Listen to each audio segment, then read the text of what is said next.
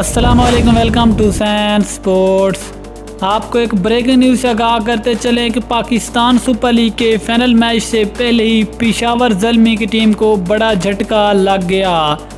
پشاور زلمی کے دو مین کھلاڑی Pakistan super league کے اس فائنل میچ سے باہر ہو گئے، اور ان باہر ہونے والے کھلاڑیوں میں ایک نام آتا ہے حیدر علی، جو کہ دورہ انگلینڈ اور ویسٹ انڈیز کے خلاف پاکستان کے ٹی20 اور ون ڈے اسکواڈ کا بھی حصہ تھے، جبکہ دوسرا نام آتا ہے امید آصف۔ ان دونوں کھلاڑیوں نے بدھ کے روز بایو سیکیور ببل کی خلاف ورزی کی، جس کے بعد ان دونوں کھلاڑیوں کو فائنل میچ سے پہلے ہی معطل کر دیا گیا ہے، اور ذرائع کے مطابق یہ دونوں کھلاڑی اب پاکستان سپر لیگ کا فائنل بھی نہیں کھیلیں گے۔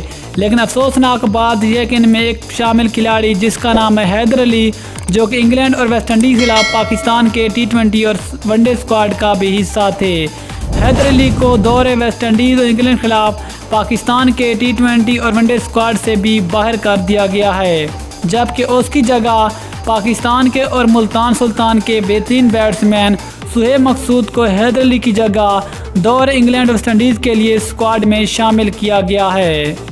پاکستان کے چیف سلیکٹر محمد وسیم اور بابر اعظم کی مشاورت سے سہیب مقصود کو پاکستان کے اسکواڈ کا حصہ بنایا گیا ہے، لیکن حیدر علی اور امید آصف نہ صرف انہوں نے کورونا پروٹوکول کی خلاف ورزی کی، بلکہ وہ ایک غیر متعلقہ شخص سے بھی ملے، جس کے بعد یہ بڑا فیصلہ دیکھنے کو ملا۔ یہ تھی ایک بڑی خبر جو کہ ہم نے اب تک شیئر کی۔ ملتے ہیں کسی اگلی ویڈیو میں، تب تک کے لیے اللہ حافظ۔ پاکستان زندہ باد۔